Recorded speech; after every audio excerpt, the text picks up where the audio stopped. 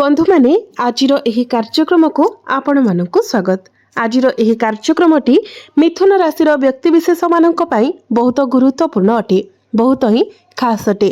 कारण आजिर एही वीडियो रे आमे माने जानिबा जे मिथुन राशि व्यक्तिविशेष मानक पई मई 2026 किपरि रहिबो। एही मई मासरे आपणकर स्वास्थ्य, शिक्षा, प्रेम जीवन, वैवाहिक जीवन, भाग्य, क्यारियर एवं व्यापार वाणिज्यर स्थिति किभଳି रहिबो। नवग्रहंकर स्थिति आपणक कुंडली रे किभଳି रहिबो। नवग्रह आपणको केउ फल प्रदान करबाक सक्षम हेबे। यह सहित अशुभत्व प्रदान करुथिबा ग्रह मानक पई किछि विशेष प्रतिकार मध्य जानिबा।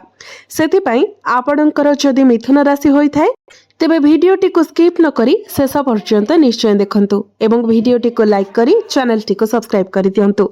कमेंट बॉक्स रे भक्ति एवं श्रद्धार सहित जय श्री जगन्नाथ, जय मां लक्ष्मी निश्चय लिखंतु। तो बंधु माने आसंतु आरंभ करिबा आजिर एही कार्यक्रम को, जहाँ आपणकर जन्म राशि तथा चंद्र राशि उपरे आधारित अटे। तेबे राशि चक्रर 12 गोटी राशि मध्यरु तृतीय राशि हेउछि मिथुन राशि एवं मिथुन राशि राष्ट्राधिपति हेउछन्ति बुध।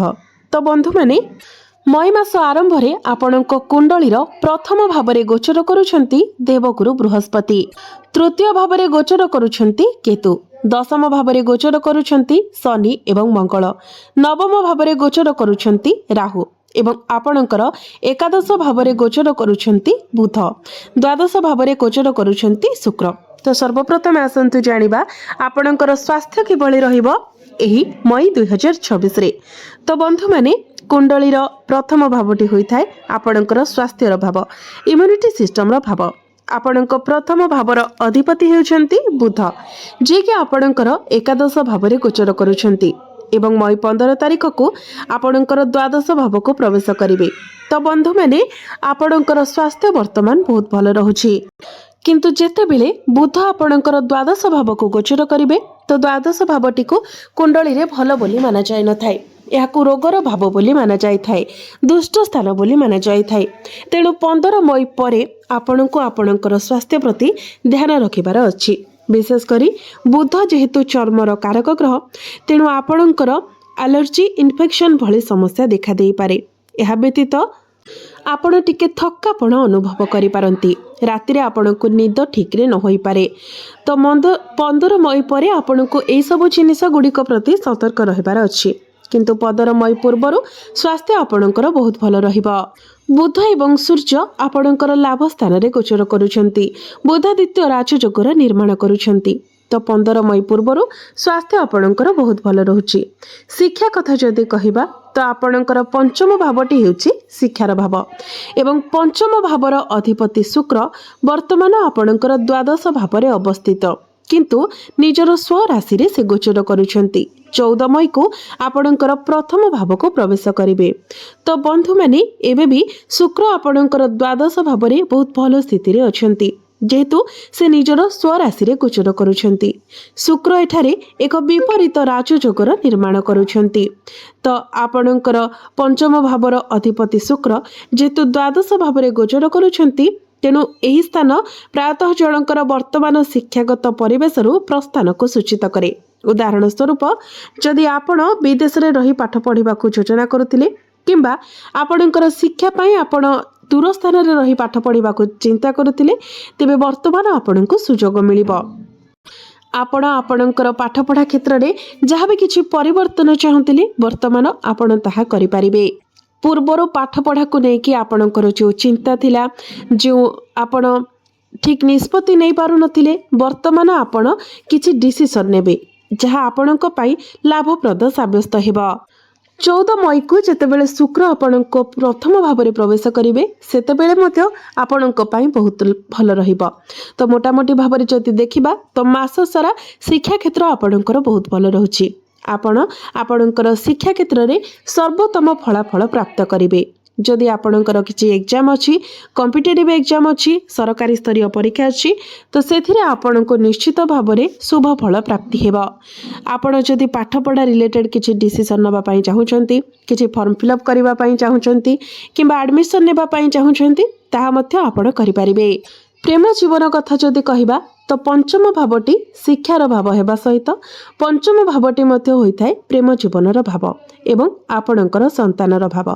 तो आपणकर पंचम भावर अधिपति शुक्र एवं द्वादश भाव गोचर करुछन्ति एवं 14 तारिख को प्रथम भाव प्रवेश करिवे एवं आपणकर प्रथम भावर अधिपति बुध एकादश भाव गोचर करुछन्ति। तो आपणकर प्रेम जीवन पाई बहुत भल समय रहुछि। आपणकर पार्टनर आपणक प्रति भल पाइबा बढ़िबो, अट्राक्शन बढ़िबो।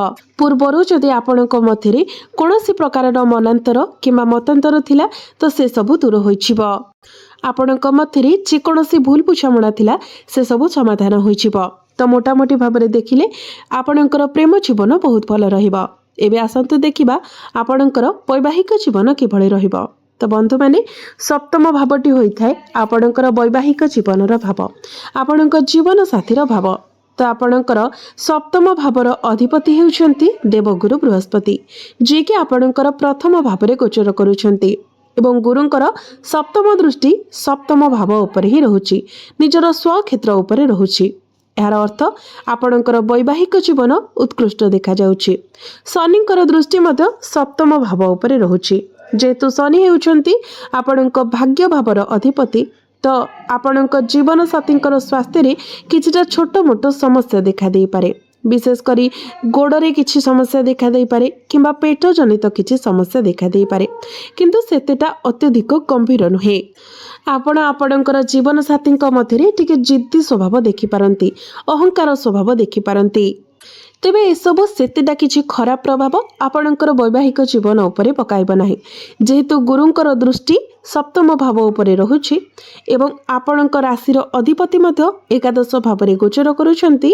तो वैवाहिक जीवन आपणकर बहुत भल रहिबो। एबे आसंतु जानिबा आपणकर भाग्य, आपणकर क्यारियर एवं आपणकर व्यापार वाणिज्यर स्थिति किभଳି रहिबो। तो बंधु माने कुंडलीर नवम भावटी हेउछि भाग्यर भाव एवं दशम भावटी हेउछि क्यारियर भाव। तो बंधु माने आपणकर नवम भावर अधिपति हेउछन्ति शनि। शनि वर्तमान आपणकर केन्द्र रे गोचर करुछन्ति, केन्द्र त्रिकोण राजयोगर निर्माण करुछन्ति, किंतु आपणकर नवम भावरे राहु गोचर करुछन्ति। डिसेंबर 2026 पर्यंत राहु आपणकर नवम भावरे रहिबे। तो बंधु माने आपण मने रखिबा उचित जे राहु आपणकर भाग्य रे बाधा सृष्टि करिवे।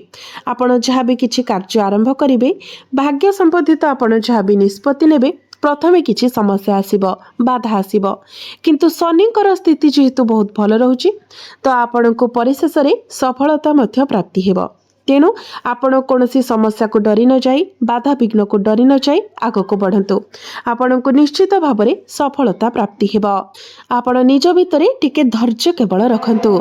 गुरुंकर दृष्टि जेहेतु आपणकर पंचम भाव, सप्तम भाव एवं नवम भाव उपरे रहुछि, तेणु भाग्य रे आपणको गुरु साथ देबे। तेणु आपण कोनोसी कार्य को अधारे छाड़ंतु नाही, संपूर्ण करंतु, निश्चित भावरे आपणको सफलता मिलिबो। क्यारियर कथा जदि कहिबा तो आपणकर दशम भावर अधिपति गुरु आपणकर प्रथम भावरे गोचर करुछन्ति। तो जेहेतु गुरुंकर स्थिति बहुत भल रहुछि, क्यारियर मध्य आपणकर बहुत भल रहिबो। किंतु दशम भावरे जेहेतु शनि एवं मंगल गोचर करुछन्ति, एठारे विस्फोरक जोग सृष्टि करुछन्ति। तेणु आपणको आपणकर एग्रेशन उपरे टिके नियंत्रण रखिबाको पड़िबो, आपणकर क्रोध उपरे कंट्रोल करिबाको पड़िबो। कारण जदि आपण कहा सहित किछि जुक्ति तर्क करुछन्ति, कଳି झगड़ा करुछन्ति तो आपणकर ही क्षति हेबो। एई समय आपणकर शत्रु संख्या वृद्धि पाई पारे, तथापि आपण निजको संपूर्ण उपभोग करुछन्ति, कारण आपणकर दशम भावर अधिपति प्रथम भावरे गोचर करुछन्ति, भल स्थिति रे अछन्ति। तेनु क्यारियर रे आपणको लाभ प्राप्ति हेबो। आपण केवल आपणक काम रे ध्यान दियंतु एवं अन्य कोआडे आपणकर माइंड को डिस्टर्ब करंतु नाही। जे मुहूर्त रे आपण निजर काम रे ध्यान देबे, आपण उन्नति आडको आगेबे। आपण पॉलिटिक्स ठारू दूरे रुहंतु एवं जुक्ति तर्क ठारू दूरे रुहंतु, निजको स्थिर एवं श्रृंखलित रखंतु, सफलता निश्चित भावरे आपणकर पाखको आसीबो। बंधु माने मने रखंतु, शनि वर्तमान आपणकर दशम भावरे गोचर करुछन्ति। शनि हेउछन्ति कर्मर कारक ग्रह, तो आपण निजर कर्म को ठीक भावरे करिबा पई चेष्टा करंतु। ଏହି ସମୟରେ ଆପଣଙ୍କର ପଦୋନ୍ନତି ହୋଇପାରେ ଏବଂ ଯେଉଁମାନେ ଚାକିରିର ଅପେକ୍ଷାରେ ଥିଲେ ସେମାନଙ୍କୁ ଚାକିରି ମିଳିବାର ମଧ୍ୟ ବହୁତ ଅଧିକ ସମ୍ଭାବନା ରହୁଛି। ତେଣୁ ଆପଣ ନିଜ ତରଫରୁ ଚେଷ୍ଟା ଜାରି ରଖନ୍ତୁ। ବିଜନେସ୍ କଥା ଯଦି କହିବା ତ ବିଜନେସ୍ ମଧ୍ୟ ଆପଣଙ୍କର ବହୁତ ଭଲ ରହୁଛି, କାରଣ ବୁଧ ଏକାଦଶ ଭାବରେ ଗୋଚର କରୁଛନ୍ତି। କିନ୍ତୁ 15 ତାରିଖ ପରେ ଯେତେବେଳେ ବୁଧ ଦ୍ୱାଦଶ ଭାବକୁ ଚାଲିଯିବେ ସେତେବେଳେ ଖର୍ଚ୍ଚ ଟିକେ ବୃଦ୍ଧି ପାଇବ ଏବଂ ଆପଣଙ୍କ ଉପରେ ପ୍ରେସର ଟିକେ ଅଧିକ ରହିପାରେ। ଆପଣ ଅଧିକ ଯାତ୍ରା ମଧ୍ୟ କରିପାରନ୍ତି। କିନ୍ତୁ 15 ମଇ ପୂର୍ବରୁ ବୁଧାଦିତ୍ୟ ରାଜଯୋଗର ନିର୍ମାଣ ହେଉଥିବା ହେତୁ ବିଜନେସ୍ରେ ଆପଣ ବହୁତ ଅଧିକ ଲାଭ ଦେଖିବାକୁ ପାଇବେ। ଆପଣଙ୍କର ଡେଲି ଇନକମ୍ ବଢ଼ିବ, ଫାଇନାନ୍ସିଆଲ ଗ୍ରୋଥ ହେବ।